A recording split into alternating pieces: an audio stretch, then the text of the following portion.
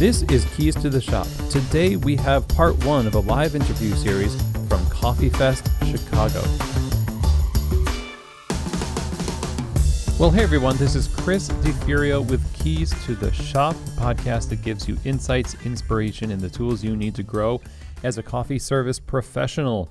And welcome to the Coffee Fest Live series, where I got to go to Coffee Fest and interview a few presenters from the educational lineup and then present them to you. So we have 6 interviews.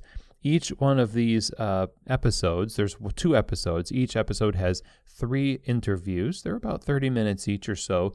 And they cover a variety of topics that I think you're going to find very fascinating.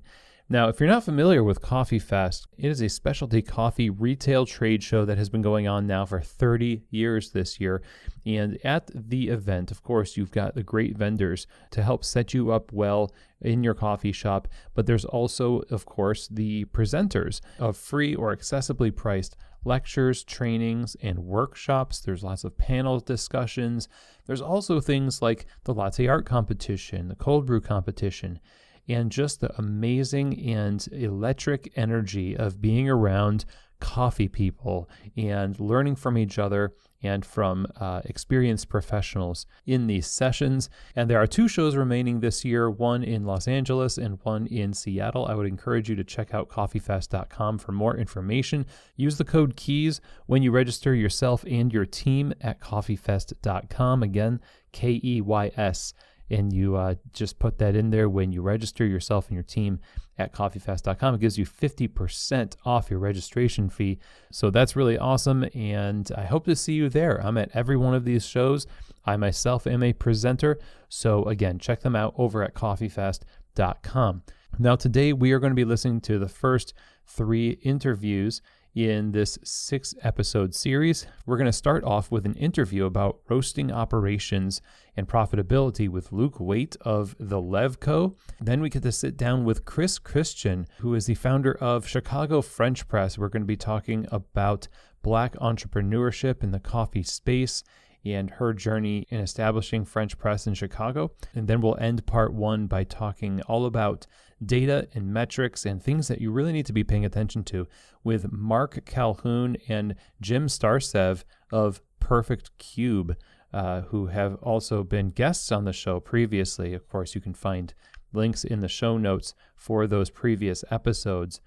So again, to start us off, we're going to be talking with Luke Waite, who is a very experienced coffee professional who loves to work with roasters to help them optimize their business. He does this through his branding and content agency, The Lev Co., as well as their sister company, Pomelo Consulting. And in this conversation with Luke, we are going to be talking all about roasting operations and finding ways to gain profitability. Of course, coffee has always been a tight margin industry, and in this economy today, we really do need to be paying attention to optimizing systems and looking for ways to not just maximize profitability, but also build our businesses to be sustainable. And we get into talking about the why behind the business also, on top of the practical applications of finding ways to make it more profitable.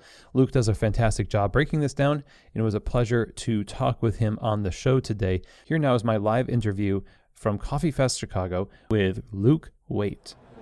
Luke, welcome to Keys to the Shop, the pop-up event here at Coffee Fest. How are you?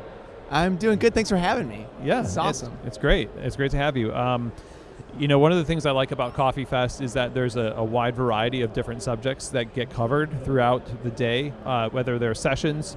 You might hear a little bit of that behind us right now, but or workshops in classrooms, and you and I both do those here at Coffee Fest. And you did one about roasting operations, and this was kind of like a panel/workshop, and there was a lot of discussion happening, and I'm really curious to dive into that a little bit. But before we do that, let's talk about where you decided that you wanted to help people in roasting operations and what's kind of behind that. Man, that's such a great question. So my background is in roasting companies. I've done pretty much everything there is to do on this side of the supply circle besides actually roasting the coffee. And throughout that those experiences of doing sales and account management, education, and then eventually operations, I realized that that's really where the industry is lacking, is in really solid operations and folks being able to make money and being able to optimize the performance of their roasters. And that's kind of how my brain works. My brain works in lines and rows like an Excel spreadsheet. Oh, wow. Okay. And so it just kind of happened. Every roaster that I was in, I just sort of fell into optimizing whatever I was working on, whether it be cafe or selling something or building an education program. So yeah, that's kind of how I fell into that. Okay, so you were naturally bent towards the idea of, like, if there's a spreadsheet to do, Luke is like, I'll do it. I'll make the spreadsheet. I'm going to figure that formula out and make it look pretty. And so when we're talking about leaving profits on the table with roasters, you're talking about people being able to make money because they're able to get operationally sound or tight structures and things like that. I wonder if you could dig into that a little bit. Where do you notice people mostly wasting money and opportunity in roasteries? The answer is it depends. Where I have found the most money left on the table is in specifically in your dry costs. So the products that you purchase on a regular basis, your bags, your labels, your boxes, if you don't know those prices, it's difficult to get better prices there. And so you can leave a lot of money on the table just in those fixed costs of, my bags are going to cost me $1 per unit or 80 cents or however much per unit. If you don't know those costs, you're leaving a ton of money on the table of potentially getting those bags for 10 cents cheaper. That could be a pretty remarkable increase in profits for you just by doing that. So it's not even necessarily related to how much you're charging for it, but it's how much you're actually controlling your costs associated with the product you're selling. Okay, so a lot of people, now this happened when I was doing some operations management of cafes. I called up the milk company and said, I want cheaper milk. Give me a better price on milk. And they did it. And I didn't think it would work, but I did it, right?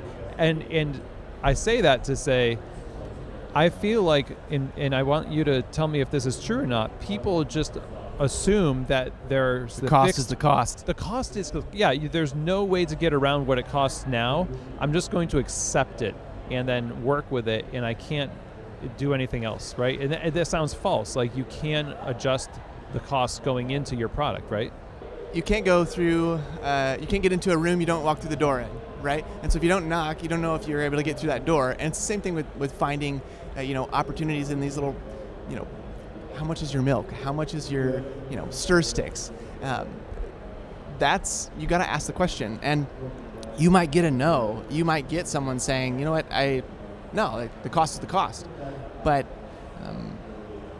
you'll be surprised at how many times you can actually find, a couple cents difference, which can actually move the needle at the end of the year pretty significantly to get a better deal on the items. Yeah, why don't roasters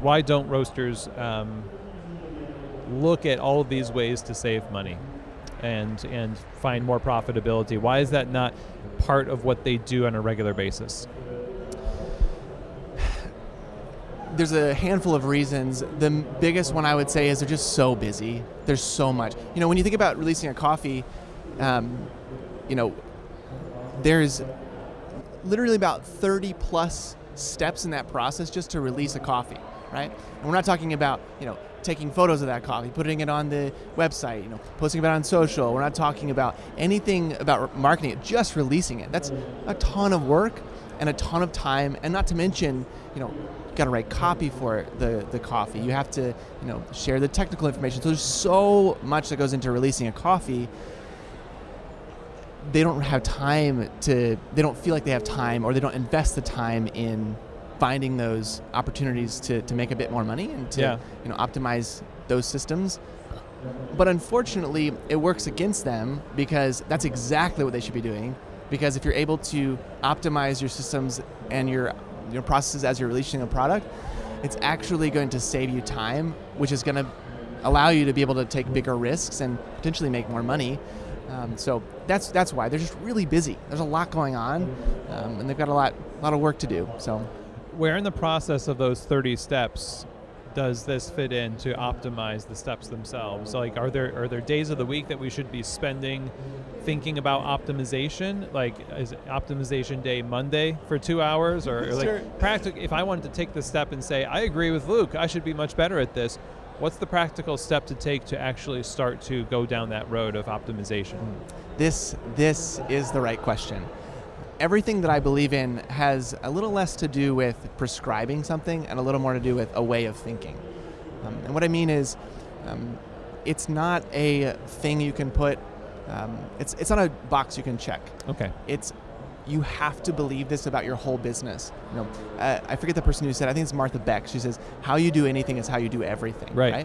And so it's a way of doing business of, I'm going to make this run as smoothly as possible, and every single time I find something that's just like the squeaking wheel, I'm going to oil it. Every time I find a mess somewhere, I'm going to clean that.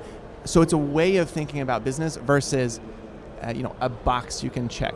You have to be thinking about it in, I want to make this run as good, as smooth for both myself and my team as I can, and from there, I'm going to just keep doing that at every point in the process. So it's never a one and done. It's not a box you can check. It's a way of approaching the work that there is to do. That's really interesting. It makes me think of James Clear's book Atomic Habits. Yep. He talks about I think it's the UK cycling team, where they made they never won the Tour de France, and they ended up winning multiple times after they made a bunch of hundreds and hundreds of small changes to the way that they approached cycling, but it wasn't one big thing that made the big difference. 1% every day. Well, 1% better every day, exactly. So one of the things that I hear you saying here is it's almost like it's identity based. Exactly. Like back to the James Clear book, the idea that this is me. This is who I am. I'm an agent of clarity and resourcing and finding solutions. But the identity we enter into the roasting space with as owners and operators, or even just people who have been given the task to lead that, seems like it's a little different. It seems like it's a little bit more on the craft side of things, like we want to see ourselves that way. So we've got these two opposing identities, it feels like. So friction. Yeah, sure, there's this friction there. So how do we merge those or strike a good balance? Like, how do you give people permission to enter into changing their identity from somebody who's held hostage by the status quo of their operations to now switching to, this is who I am, this is what I do? So I Googled why do people start coffee roasting? The first thing that came up, it was, I'm going to butcher the quote, but it was basically like, get to taste delicious coffees, get to travel to origin, get to talk to adoring fans of your coffee. And the question is, who is that talking about? Is that talking about me, or is that talking about my buyer?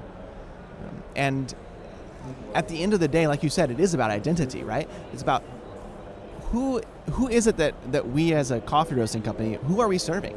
Are we here to sell more coffee to people? Of course you need to sell more coffee because you want to grow and scale, and the larger you grow, the greater your impact. But what are we achieving through selling more coffee? Who are we serving in the process of that? So it absolutely is tied to identity, and it ultimately comes down to who are we and what are we trying to do? Why are we trying to do it? Why coffee roasting? Why not sell water? Why not sell ketchup? Why not? Why coffee roasting? What a good question. I mean, I don't think that we ask ourselves quite often enough that question, and maybe we're afraid to ask the question because the answer might come back that we don't know, and if we don't know, then our imposter syndrome gets out of control. It's already there.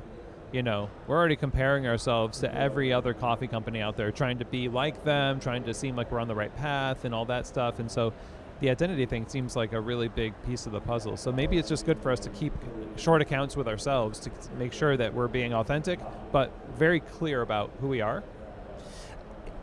You're reminding me of something. I have a question for you, actually. Oh, wow. Okay. So you work with a lot of cafes, correct? That's right. Yeah. What would you say is the pattern that you've noticed in terms of cafes? Do they look super distinct, all of them? Oh, right. Yeah. Or are they homogenized? What is the pattern that you see in terms of what does a cafe look like in your opinion? What is on the broad brush strokes, not the exceptions? What are the broad brush strokes? Well, broad brush would be cafes tend to look very much alike, especially now. And I'm not just talking about people that I work with specifically, because I've had the good fortune of working with quite a few people recently that have very distinct ways of expressing who they are through their shop. But 22 years of coffee, it seems that there's less character in the coffee industry, and there's more trying to figure out how to look like somebody else because we want to mitigate risk. And if we see success, then we will latch on to it. We'll try to figure it out. So what that does is it maybe confuses who we are, and we always feel like we're faking it the whole time. Totally. You know? And when push comes to shove, our motivation's pretty waning, you know? So maybe I'm not motivated to take on operational intricacies about my roastery because the whole time I'm just trying to make sure that I look like somebody else, but it's not really in my heart. Exactly. And I think that's I know that was a totally leading question, but that's the thing, right? It's like, do you want to look like everyone else? Do you want to have the same sort of impact on your community, on your your employees at origin? Yeah. Who do you want to be like? And so it absolutely goes back to that identity piece, and absolutely goes back to, if we're trying to look like everybody else and just do what everyone else is doing, why would someone buy your coffee versus someone else's coffee? Yeah, that's a good question. So let me ask you that then. I mean, in the world that you would hope to influence of the future, say you working with roasters, as consultants, we like to think about the goals of the individuals and kind of work with people to achieve the things that they want to achieve, Right. It's not all about what we think. However, we do accept and not accept some clients, based on certain, parameters of a project and things like that. So there is a bit of an influence to say, there are certain kinds of owners that I want to see more of in the world, and I'm going to jump on the opportunity to work with somebody to help them be more successful if I know that they're going to be a great boss, and I want to see more of that in the world, versus the other, right? So for you, in working with roasteries and coffee companies, what do you want the future to look like, and what are the operations of that company look like that help them achieve that feel, that identity, and that look? I mean, it's so layered. As I see it from my vantage point, the reason why I'm doing the work that I'm doing is because I believe this is where I can make the biggest impact, and I believe the greatest need is. So the future that I want to see in coffee is a future where the small roaster has just as tight of operations as the roaster that is doing, containers and containers and containers. The future that I want to see is a roaster that doesn't struggle monetarily, but is able to structure their business in such a way where if they sell, 1,000 pounds a week, or if they sell 50,000 pounds a week, they're still able to live a full life, provide the kind of employment opportunities for their employees as larger companies through optimizing these systems and processes of their businesses. And I believe that is the greatest opportunity, and that is why I'm spending my life and my time doing that for people, because operations take time, and nerdy people like me to sort of build those operations, and they're really, really helpful. And some people just aren't able to actually do that themselves. And so I want to see a future where people who maybe aren't gifted in that way are able to seize tools that are free, that are accessible, that they can actually be able to grow and scale their company in a way that makes sense for them. Yeah. Does that make sense? It makes sense to me, yes. I think you hit on something there, which is there are a variety of different sizes of successful businesses. Yes. Which people would be like, yes, I agree with that. But if you're a small roaster or cafe, you might not agree with that in practice. You might say, no, to be successful, I have to get bigger. Right. Why would we think that? Why do people think that there's this need to grow beyond a certain size in order to make money, be profitable, and fulfilled as a business? It goes back to identity, right? What is our identity as a business? What are we trying to achieve? Are we as a business trying to get acquired by JAB or some other group of right. of buyers? What is the big goal there? And I believe that part of the issue with thinking that like we just need to grow so that we can get sustainable, it's this fallacy of thinking that scale will fix my problems, right? Scale is going to multiply your problems, if anything. If you don't have solid structure in place for how you run your business and how you make decisions, how you price your coffee, how you train. You want to scale to 10 locations, 20 locations, it's going to be more of a headache than if you had one location, right? Yeah. So yeah. I believe scale is going to multiply your headaches for sure. Yeah, I really appreciate that. I think on the show we've talked about scaling values and things to do before you expand, and a lot of people want to just expand so quickly because the opportunity is quote unquote too good to pass up. Yeah. And like usually also that's too good to be true in terms of long-term return on that investment is that headache of we never really got to know who we were year one and what our coffee shop or our roastery is. We don't know what it needs. It's certainly not at scale. Because it doesn't know who it is. So if you're scaling without knowledge, it's almost like you're closing your business and reopening it every single time. It sounds really hard. Yeah. So let's say I'm a roaster listening to you, and I am, it doesn't matter what size you are, I guess. No. What is it that I can do to start, like you talked about, just start thinking about stuff. Start thinking about how to optimize. But because I'm busy, I need to start scheduling some things. So walking away from this, if you had somebody come back from a session that you did here, but they found you at another coffee fest and said, hey, I listened to you, I did these things, and it worked. What are those things that they did that would make you happy? They're going to build themselves a pricing calculator, which I have a video online. It's free. You can do it yourself. It's all Excel. So build a pricing calculator. And you should, if you have a cafe, you should definitely build one for every single item you sell. I'm sure you tell the same thing to your clients. You need to know what your margin is on all these items. Yeah. You need to know what your cost is on your labor. You need to factor in loss and shrinkage. So build a pricing calculator for every single item that you sell in your roastery or your cafe. Start there. That's enough work. If you can do that, you're going to notice, I need to actually price my items higher. I'm not making money. So I would number one, start there.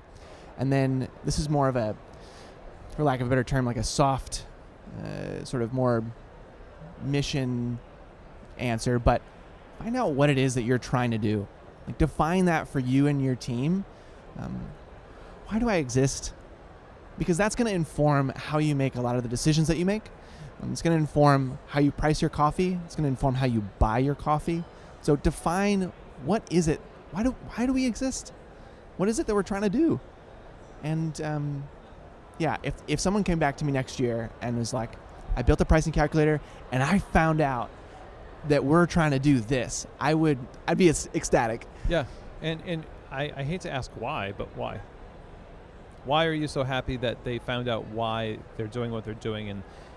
my assumption is that they're going to find that a lot of the hard tasks become easier if they're motivated by something that's true to them. But I'm curious about what happens when you put those things into practice that really is the magic, the secret sauce to an operation sort of taking off.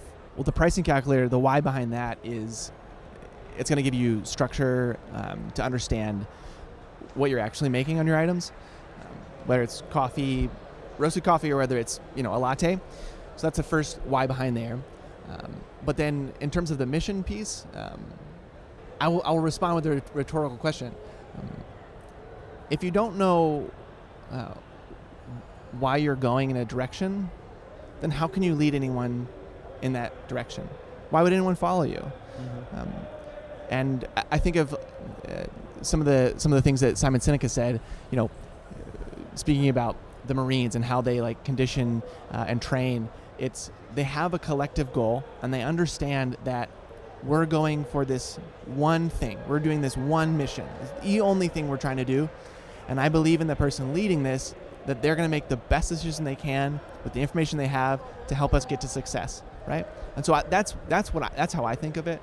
And I know militarily, that might seem kind of rigid and harsh, but if we think about it from the perspective of, if we're able to say, this is where we're headed, this is why we're headed here, let's go. That gives people some tools to understand, I know where I'm going, and if I don't believe in this, I can get off the train, but if I do believe on this, I'm going to follow, and I'm going to be able to help support this. Does that make sense?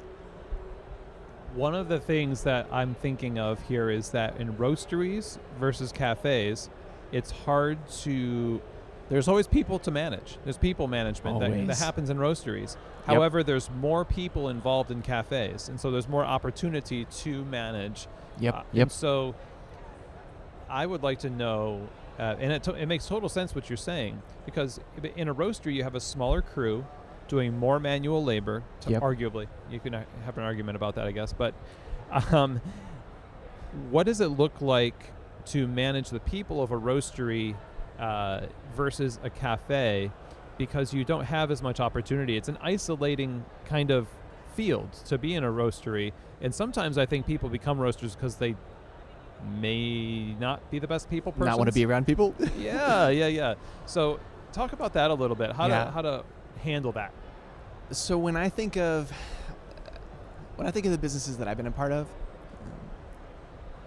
the ones that I have had the deepest connection to, the most camaraderie around, even on small teams, 3-4 people. One of the teams that I was on, it was just me and the owner, and we were trying to sell coffee. That was it. Trying to grow the roastery, sell coffee. Right. And so the first thing we did was define, why are we trying to sell coffee? What is it that we're trying to do? And without that, I would have gotten burnt out really fast. And I would have not wanted to be involved on that team. Because there was a mission, because there was a direction we're headed that I agreed with and wanted to be a part of, I was able to connect with that, and it was able to keep me going when times are hard. So in terms of how does that differ from a small team versus a large team, I think it's still important, even if it's just yourself, to have a clear vision of where you're trying to go, because when times get tough, you gotta circle back to, I want to be here. Yeah. Do I believe in this? And then from a cafe perspective, I'm just thinking through, my days managing cafes, and it's tough, right? It's a grind, and it's day in, day out. It's much of the same work, which I think is almost more important to have a clear reason for why you're serving people. Because if you don't have a reason for why you're offering exceptional service, experience, why you sweep the floors, why you go out and wipe the tables, if you don't have a reason for that, it's going to feel kind of like a grind. Yeah. And why would I try to do a better job today than I did yesterday if I'm just going to do it again tomorrow? Agreed. So I don't know if I answered your question. I think so. I feel like it's true for both the cafe and the roastery. Yeah. And it is a grind for both. It is. And so and this will be kind of my last question here before we wrap up. I am thinking about communications as something that people think they do a lot, but usually don't do very well. And so we have to kind of structure that and put it in a system of some kind. In a roastery, so cafes have like one-on-ones. Cafes have manager meetings, all hands Slack meetings, right? Roasteries don't seem to have as much of that because everybody's like there, so we're just going to yell at each other. Not mean, but just like turn around and call something out. Sure, it's loud, or I need this now. Is there a structure that you would suggest people maybe think about putting in place to help them predictably deliver those values and mission and stuff, so that it's not just like, well, I told them the mission once, so I hope they remember it when times get hard. You know what I mean? Kris, this is the question, right? Oh man. Okay, so a long time ago, I heard someone describe vision casting as cyclical. Vision casting is not one time. It's not we're going to sell coffee, or we're going to have a social impact, or we're going to, do XYZ, whatever it is for you and for your business. Vision casting is cyclical because we forget. We're humans. We have lives outside of the work that we do. We, have families, we have struggles, we have partners. And without having that cyclical reminder of this is why we're here, this is why we're doing this, it becomes really easy to forget that, and it becomes really easy to get kind of burn out. Mm-hmm. And so I believe that communicating those values is something that needs to be circled back to often. I think it depends on what size your team is, and if they're spread across multiple locations, if you have different shifts, like it's going to be dependent upon the size of the roastery. But regardless, it needs to be something that is cyclical, something that is sort of brought back to. I like to use the word rhythm oftentimes. Yeah. It needs to be part of the work that we do. Part of the work that we do is we remind ourselves why we're doing it. So I think that a banner over your front door is probably not the best way of doing it. I think the best way of doing it is living it as the owner and saying, this is who we are, this is what we believe in, this is why we're doing it, and I'm glad you're here with me for as long as you're here with me. Yeah. Okay. That's good. Do you think the rhythm increases, like the beat or the beats per minute increases as you get bigger? Absolutely. Okay. So why did you ask that question? Well, because I imagine it's easier to have just like it's easier when you're a small cafe to have a staff meeting, and you can have a rhythm, and it goes a much longer distance when it's fewer people. But when it's a bigger group of people, it's absorbing all of that same energy a lot more. So the noise gets deadened a little bit, if we keep on the music analogy. And I need to increase the number of beats and times that we're doing this, because there's more work, there's more stuff, there's more people, more confusion and all that stuff. More stress. Yeah. More coffee. More coffee. More sales, hopefully. Yeah, exactly. Especially if you have a pricing calculator. That's right. Luke, it's been great to talk to you. Where can people learn more about what you do in consulting and also in design? It's a great question. So they can go to our socials. We keep those pretty live, and you can find us at the Levco. And then for the consulting side of things, you can find us at Pomelo Coffee Consulting. That's about it. All right. Pleasure, Luke. Thanks for having me. This is awesome. Well, I hope that you found that really helpful. And if you're a roaster or you're thinking about getting into roasting, so much of what Luke shared today is stuff that you really need to be continuing to think about and talk with your business partners about, because he's talking from experience, not just with his own career, but also working with his clients. To find out more information about how Luke can help you with branding, go to thelevco.com. And if you want to learn more about operations and roasting, definitely visit pomelocoffeeconsulting.com. Thank you so much, Luke, for sitting down with us. Now, next on our list, we got to sit down with an entrepreneur who has carved out a really interesting niche in Chicago with her business, Chicago French Press. You can find that at chicagofrenchpress.com. We're talking with Kris Christian. She participated in a panel discussion about Black entrepreneurship, and in our conversation, we basically went through sort of a miniature Founder Friday, if you will, talking about her entry into coffee, her values and vision for what she was doing with Chicago French Press, her mission for accessibility. Of course, we talk about Black entrepreneurship and what's needed today to encourage and sustain the growth of that part of not only the coffee business, but business in general, small business in general. And Kris is walking the talk. She is plugged into her community. Her business is making a big difference. And I think this conversation will also make a big difference with you. So let's get right to it. Here now is my live interview on the show floor of Coffee Fest Chicago with the founder of Chicago French Press, Kris Christian. Okay, Kris, welcome to Keys to the Shop. How are you? I'm good. How about yourself? Doing well. You know, we were texting back and forth and emailing, trying to get on the show floor face to face, but life is busy. So I'm glad we can make this happen via a call. Yes, for sure. Thank you for your flexibility. I really appreciate it. I'm excited to talk to you. Absolutely. How was Coffee Fest for you? It was nice. It was very interesting to be in the room with, so many people from different backgrounds in coffee, so diverse and so many markets and verticals within coffee represented. So it was a great room to be in. Now, tell us a little bit about what you do. You've been running a coffee business for since 2017.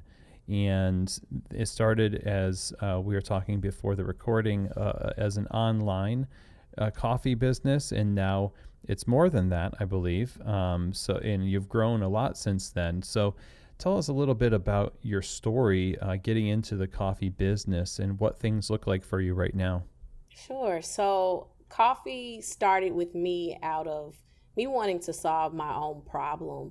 After dousing my coffee with loads of sugar and cream, I made a promise to myself that I would start drinking my coffee black, and just really to avoid the unhealthy long-term effects of drinking my coffee this way. And I think a lot of people can really relate to what I call coffee milk, where you pour loads of sugar and cream in your coffee and just a little bit of coffee. And I was raised on it, instant coffee really. And I got to a point where I wanted to try something different. I walked down the aisles of a grocery store and just didn't see fresh premium flavored options that really intrigued me. I saw the hazelnuts and the vanillas, but I didn't see a chocolate blueberry or coconut cream, something interesting that I was, wanting to try. And so I went back to my kitchen and I started blending my coffee beans with these ingredients like coconut shavings or pecans and cocoa.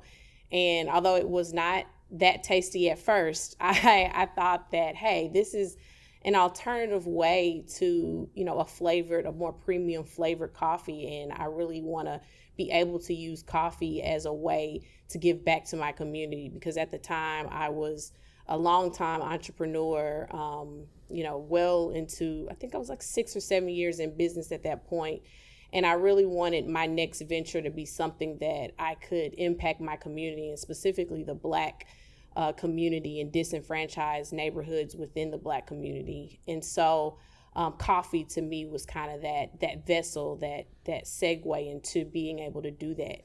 And so, yeah, that's how it started. And in 2020, there was definitely a shift with the George Floyd and all the racial uphaul that had happened, and there was an increase in Black-owned business support.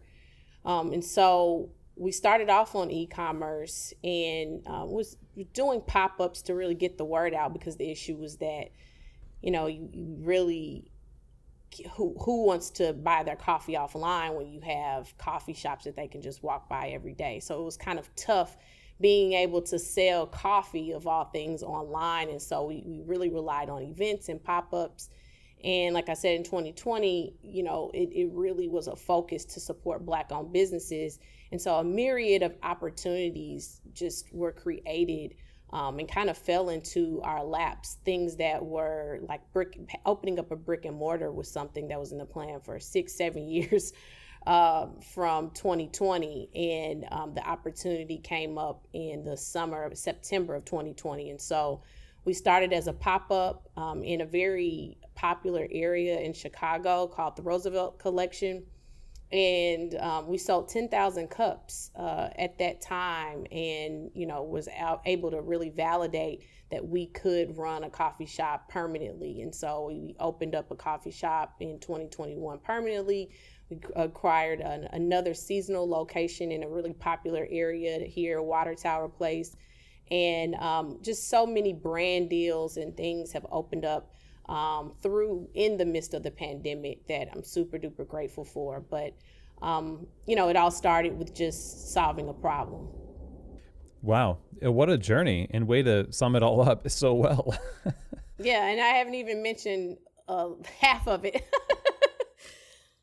When you are talking about taking your business and serving your community, when in the course of the French press did you start to really see the impact of your business on your community?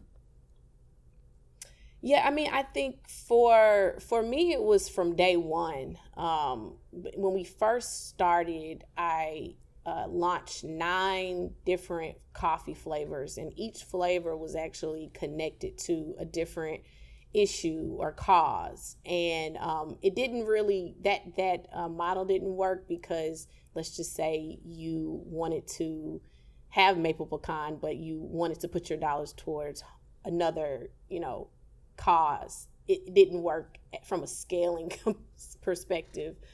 But I truly believe that, especially for African American neighborhoods, all of it matters. The big dollars, the small events that you can have, even serving homeless people that are experiencing homelessness in person.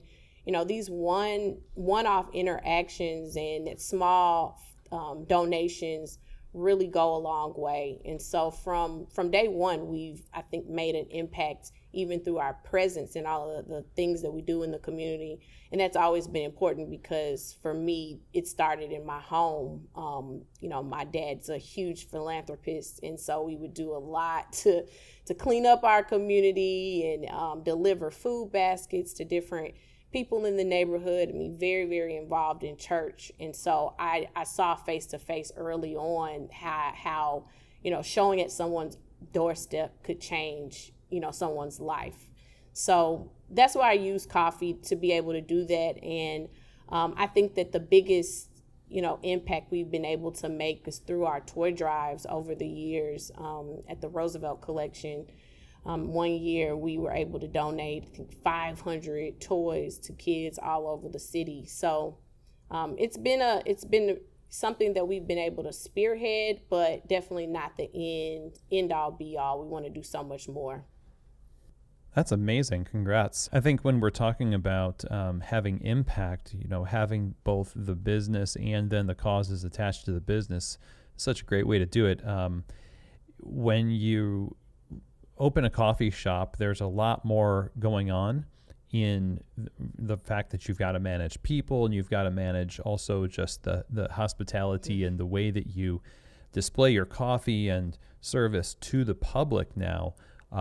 Whereas, in other interactions, they're a little bit more curated and maybe a little bit more, quote unquote, easy to predict. But how has the coffee shop been both a challenge and a blessing in the evolution of what you do and the difference you want to see made through what you do? Oh, I love this question because, when I first started Chicago French Press, the reason that the French Press was really incorporated was because I thought that it would provide the best taste out of all of the different brewing methods. I was exposed to the French Press, and through the process, just fell in love with the flavor that came out of the beans and the oils that came out of that process. But I couldn't, outside of people making their own coffee at home using the French press, our coffee can be used in a variety of brewing methods. And so when we were able to acquire the coffee shop, we really wanted to be able to provide a different type of coffee making and a replica of what people could make at home. And so a lot of people may not know that we actually make all of our drinks using the French press at our coffee shop. And if anyone doing their research can see that you actually don't need an espresso to make espresso, or a really strong equivalent that's a concentrate. And so this discovery, when we did open up the coffee shop, was a great way to kind of feed our business model, it goes back to our subscription online. It goes back to the idea that you can make better coffee at home using a French press, and we'll show you how. And so that was really interesting to me, in being able to teach what we call our drink curators versus baristas, this new way of doing things and a different way of doing things, because a lot of people with a coffee background at first couldn't understand. They're like, where's the espresso machine? What, we do it this way. And me being a consumer and coming from a consumer standpoint, I think that I was able to add this fresh new lens and bring these new ideas that hadn't been seen or incorporated before, and people were challenged. And so, it's been a long journey even then, and a learning lesson. And we keep what works. And then a good thing about our team and just the culture is that whatever doesn't work, we throw out, and everyone has the ability to add their own ideas and see their ideas come to life. And we've done that 10 times over at this point, where a drink curator will come up with a recipe, and we bottle it, or we put it on our menu, our seasonal menu, or even have created a coffee out of it, a flavor out of it. So that's pretty cool. Yeah, that's really cool. And challenging people's expectations, both in the coffee industry and outside the coffee industry, is always a good practice, in my opinion. In coffee shops mostly, and in the coffee industry, when you look at it, when you started this is something that was meaningful for you. You grew up with coffee, but in neighborhoods that are predominantly Black neighborhoods, and also just minority neighborhoods, there's not as much representation of coffee shop culture, and the industry itself is not as diverse as I think we're getting better, and thanks to people like yourself and others. But I wanted to ask you, from your perspective as a business owner and making a difference with what you're doing, what do you think is behind that, and how do you see things evolving positively in that direction? Yeah, that's a great question. I mean, I think that when you think about the coffee industry, it boils down to people of color. The first bean was birthed in Ethiopia, and we've had a long history of people of color being the farmers and the cultivators of beans, and from cherry, from seed to cup is what we always say in the industry. And so the fact that it doesn't in the media and in the public eye reflect the back end of what's happening in the back of the house across the board is troubling. And even when you think about coffee consumers and the diversity of people that consume coffee every single day, the fact that we're not represented a lot in the advertising of it is kind of makes you question why. For me, I'll be honest with you in saying that representation for me, it was more about being a Black founder a successful Black founder in entrepreneurship across all unrepresented industries. I mean, across the board, industries lack people of color in senior level seats, whether that be from corporate America to entrepreneurs in small businesses. And so being a Black woman and being successful and being able to sustain a thriving business has always been something that I wanted to do. But when people, talk about Black founders and wanting to support them, it's amazing to see that support. But it all really, for me, goes back to the product and really wanting to be recognized as an industry leader in the product. And yes, I am a Black founder, and yes, I am excited about adding that diversity to the industry.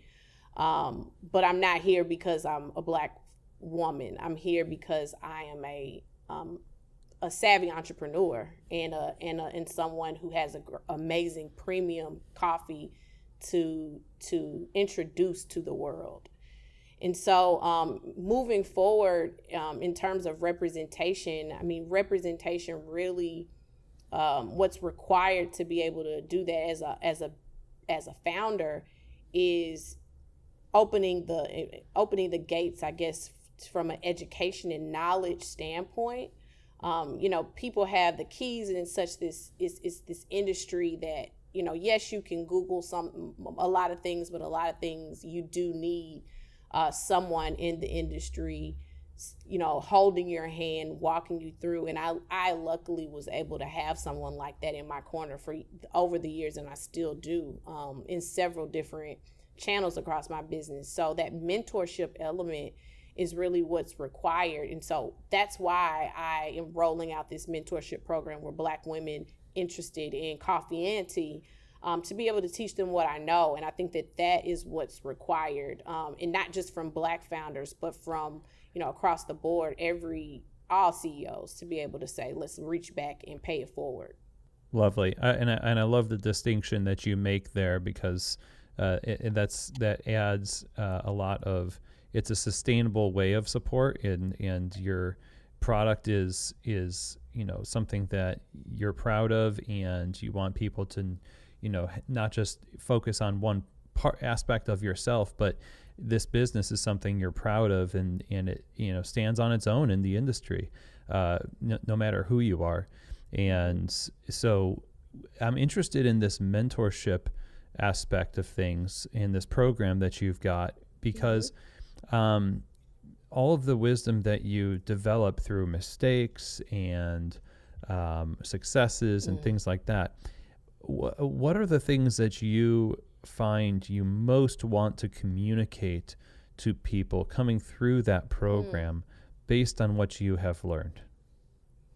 Yes, I think that the number one thing I want to, and I have been doing on social media and really, letting people know, is about the financial resources that are required to run a real coffee business. And I say real when they're all real, but when you actually have a product in which you have to pay for in advance, and understanding, and I'm talking about to Black women who are the number one entrepreneur category out of all entrepreneurs, but are the ones that fail the most. And it's because of a lack of access to capital.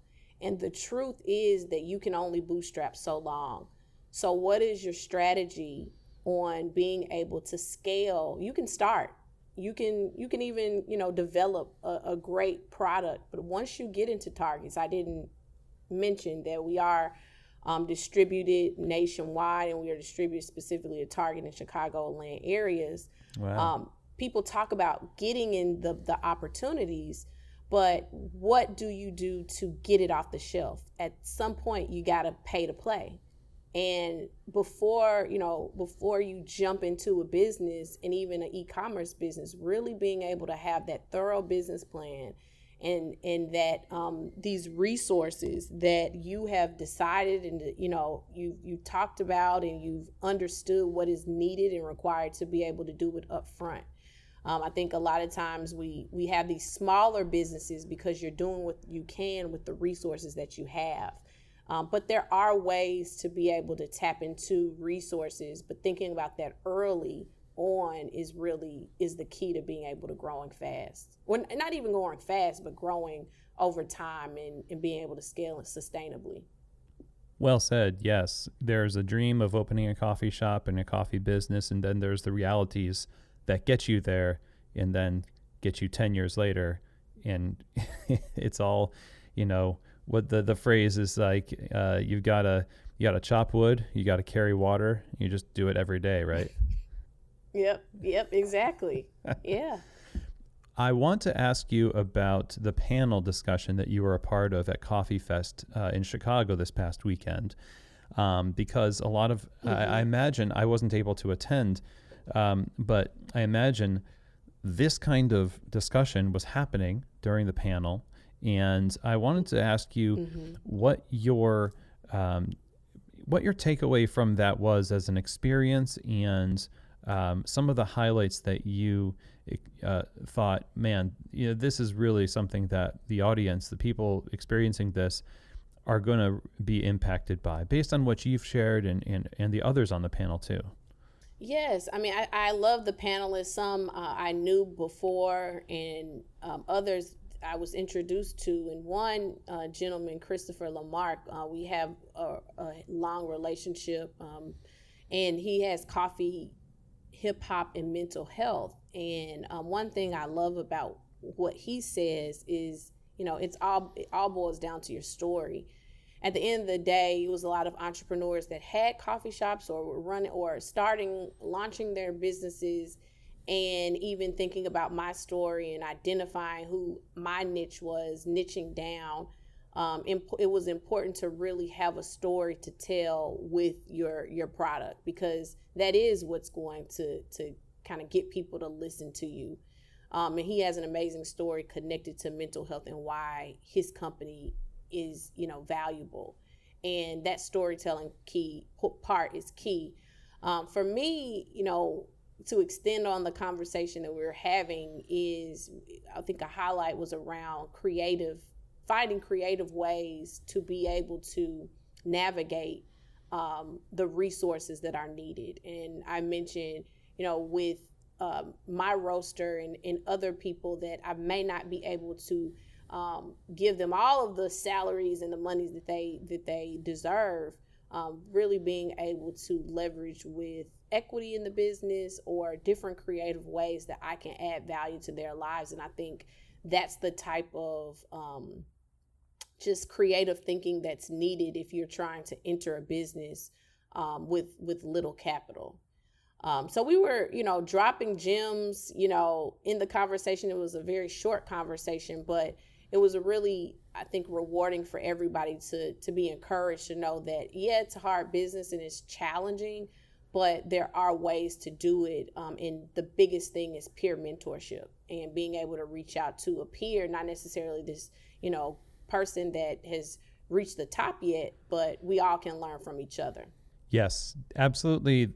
The case, I think, in coffee especially, in that people are way more generous with their advice than you might think. And it may seem like a risk to reach out to somebody, and maybe they don't email you back the same day. But I will say for myself, and I'll bet for you and others, it's like, it's going to happen. We're going to get back to you and help where you can. And in fact, that's a lot of why the coffee shops or coffee businesses are started in the first place, is to help. Yep. Kris, this is really a great conversation. Thank you so much for taking time to sit down with me and discuss this. I wish I could have been there on the panel to hear what was all discussed, but what we've talked about today I think is hugely valuable. So thank you for that. Where can people learn more about your business and buy your coffee and support the cause? The way that people can find us is by going to chicagofrenchpress.com and following us on all the social media channels at Chicago French Press. And if they're in Chicago, they can go to the Roosevelt Collection shops and find our coffee shop. Perfect. Thank you so much, Kris. Thank you for having me, Kris. Have a good one.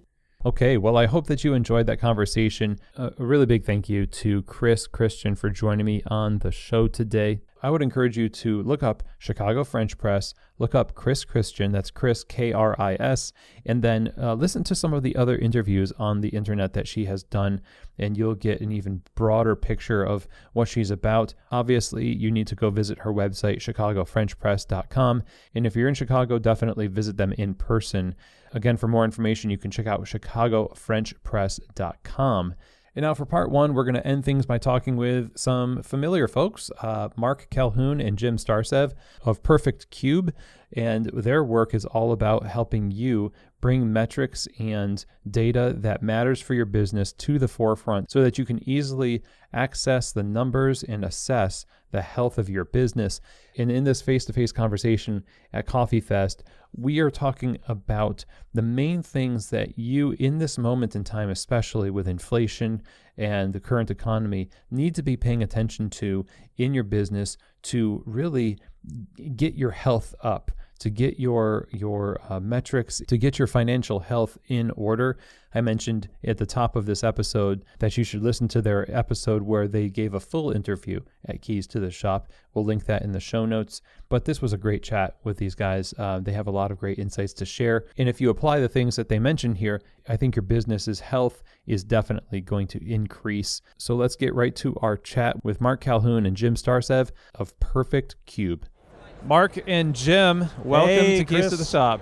Good to see you. Thanks. Glad to be back. Yeah, this is kind of a pop-up here at Coffee Fest Chicago. Glad to be like face-to-face with you instead of over Zoom. Yeah, this is new. We've never done a podcast live like this before. Yeah.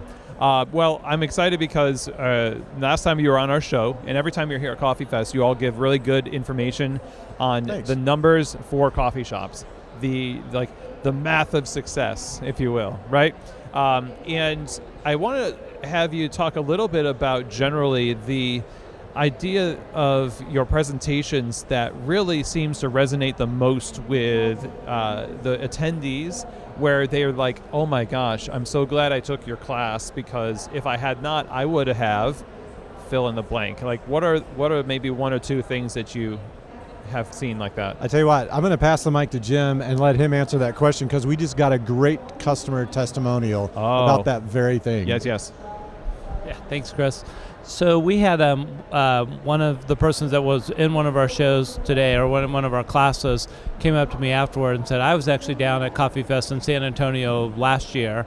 They had just opened in 2020, so they opened in the middle of the pandemic. And he said, we weren't really paying that close of attention to our labor ratio. So after you guys came in, he goes, I'm watching it now daily. I'm going like a hawk. One of the specific things he really said was that, they weren't really checking when people were clocking in and clocking out, and people were consistently, clocking out, 15 minutes after their shift ended. And so they really changed the way they were doing it. He says it's had just a remarkable difference on their business. So it's really thanking me for just that, that piece of advice has helped them so much. Yeah, that's a great testimonial. What is it that, because there's labor, there's a lot of other things, the cost of goods, there's taxes, there's all, we're going to talk a little bit about inflation right now, during our talk right now. But I'm curious, what is it that people are thinking when they're not thinking about these things? Because you'd think, hey, I have a business, I should pay attention to those things. It is the lifeblood of your business to pay attention to the numbers. What's the impediment for people to not wrap their heads around these things?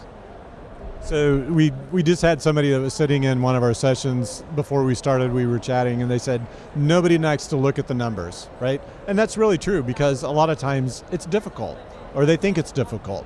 And so what we recommend to people is make it as easy as possible and make it as part of your regular process, that you're paying attention. You mentioned specifically cost of goods and labor. Those are the two things that every coffee shop owner or manager controls, right? It's hard to control rent, other than negotiating a lease, but you can control cost of goods and labor on a daily basis, and hourly basis, and potentially, and you need to pay attention. So we highly recommend making it as easy as possible and making it a regular part of your, regular daily habits, the process of running a coffee shop. We recommend, if you use Excel, use your point of sale, use pictures. We use heat maps on all of our product. so that people can tell pretty quickly how, you tell at a glance what things look like, and so you can adjust accordingly as quickly as possible.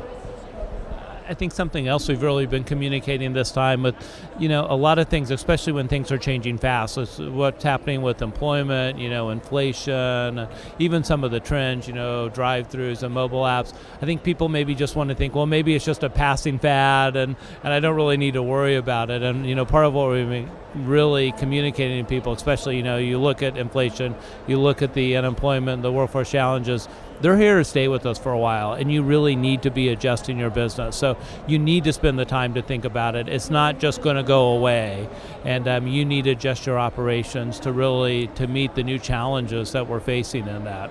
Yeah, it feels like a procrastination issue, like you're going to deal with it when it becomes a big deal, and you feel that motivation to do it, but not necessarily beforehand, because it's like an actor, like, what's my motivation? What's my line? And so I like what you're saying about making it easy, but also it feels like you mentioned inflation. This is like a crisis moment for supply and demand. Yes. Right? Or supply chain. Absolutely. And inflation's huge. It's not going away, like you said, right? If you were paying attention to the numbers all along the way beforehand, before this happened, I bet you'd have an easier time dealing with this, right? Yes. Yeah, so if they were managing their numbers along the way, it was part of their regular habit. And they already knew that. They were used to looking at their cost of goods. They were used to looking at their labor. They know what the ratios are, and you really want to keep them within a ratio, right? It's pretty easy math on it. It doesn't have to be too difficult. I think one reason why people are afraid to do it is because they're afraid it's bad news, right? But if you're doing it consistently, it's not going to be bad news. Everybody hates raising prices, but guess what? That's part of what it takes to respond to inflation. You have to raise your prices on a consistent and regular basis. Well, and I'll add to that, especially with something like inflation. As we said, right now with inflation hitting an annual rate of 8.6%, really in an 18-month period, we're seeing double-digit increases in what you're having to pay.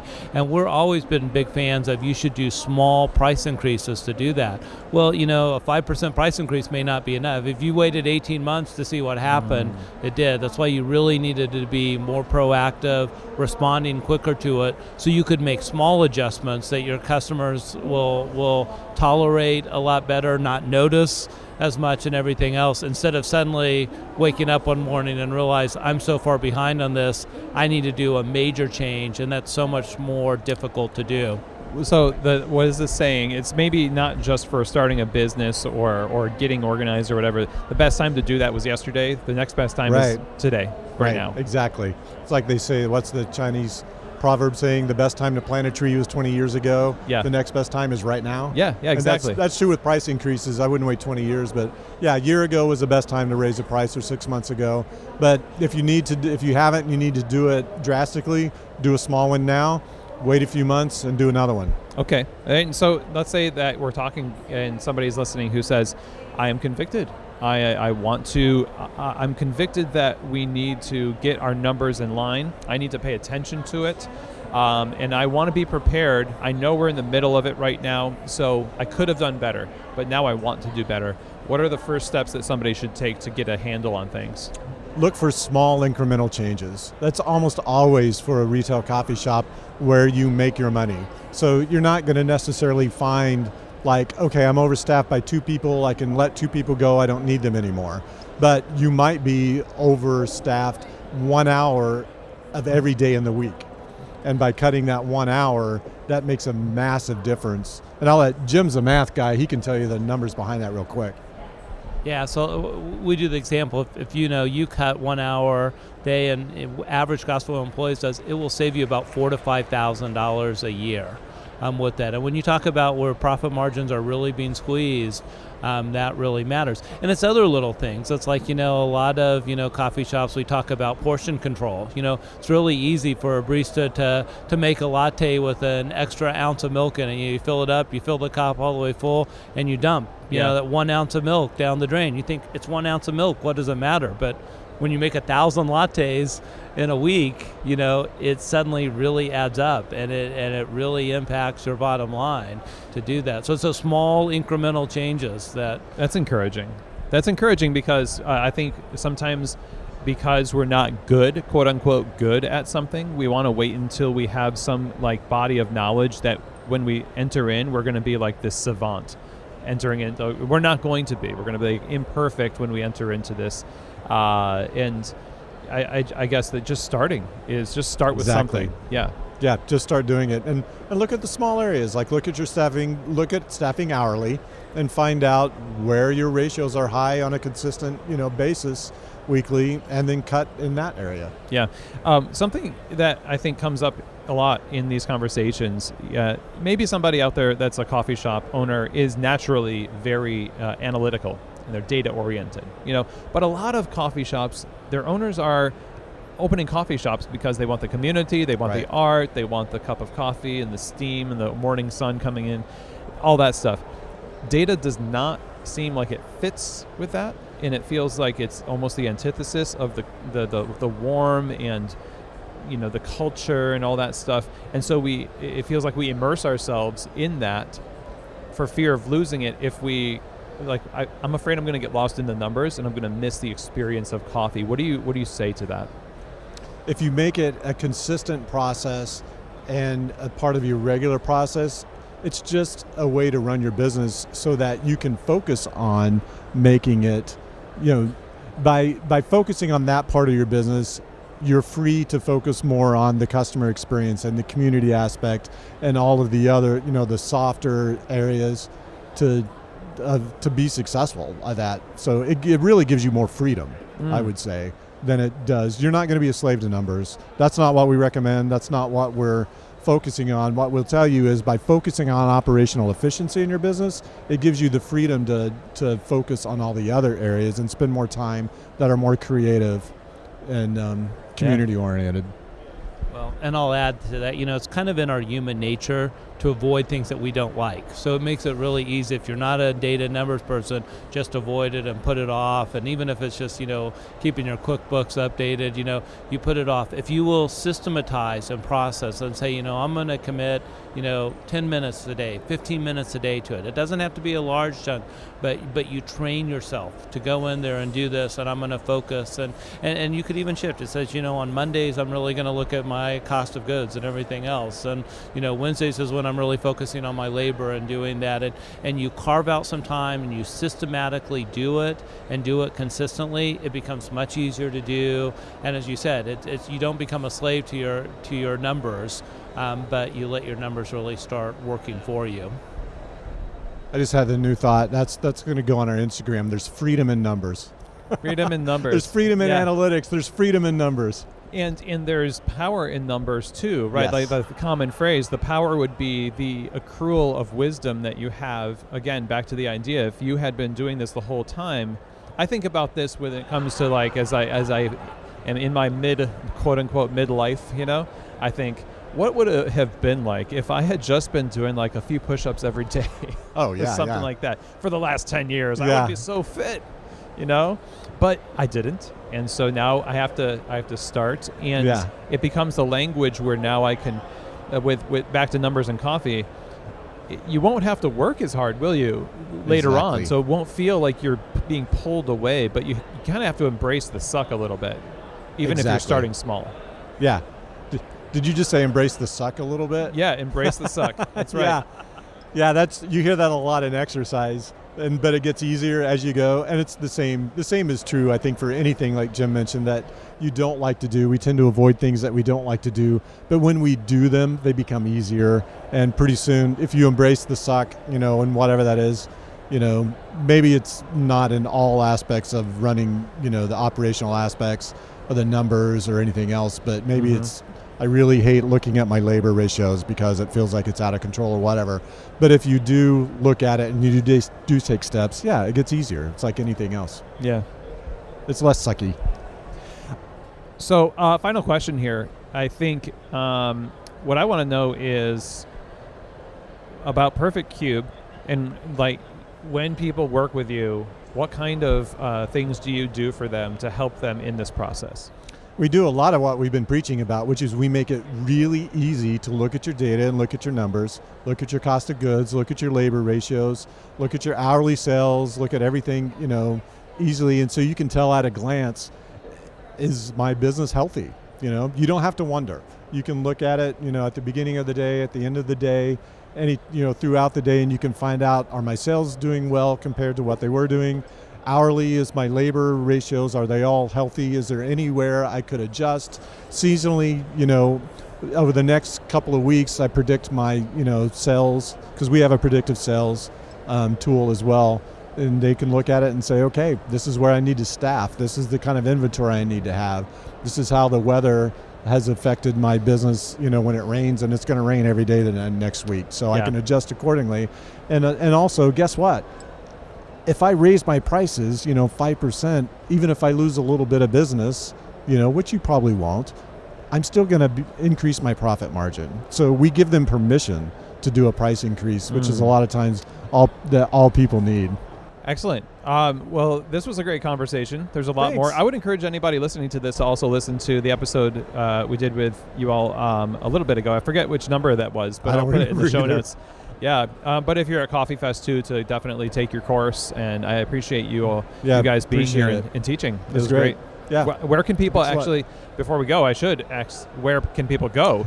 So perfectcube.co is our website. You can email us at info@perfectcube.co. We're on all the socials, not TikTok yet, but Twitter, Instagram, Facebook. You can also contact us there as well. Okay, Mark, Jim, thank you so much. Thanks, Chris. Great to see you. Thank you, Chris. Well, I really like the direction that we took with this conversation with Mark and Jim. Of course, we talk about how sometimes you can be buried under a weight of coulda, woulda, shoulda in terms of your finances. But the next best time to start, if you didn't start already doing these things, is today. So take small steps in the right direction. Mark and Jim have helped so many people like yourself get on the right track. So thanks very much, Mark and Jim, for sitting down with me and having this conversation. You can find out more about what they have to offer for your business over at perfectcube.co. And with that, that is the end of part 1 of our live interview series from Coffee Fest Chicago. Definitely keep listening to part 2, where we talk with 3 other great presenters from the educational lineup at Coffee Fest. You hear me talk about how these are really great lectures and workshops. I think you're getting the sense for the kind of content, wide-ranging and deeply practical things that you can learn while at Coffee Fest. So stay tuned to part 2. Don't forget to go to coffeefest.com and get registered for those shows in Los Angeles and Seattle. I'll see you all in part 2. And of course, I hope that part 1 today has truly given you keys to the shop.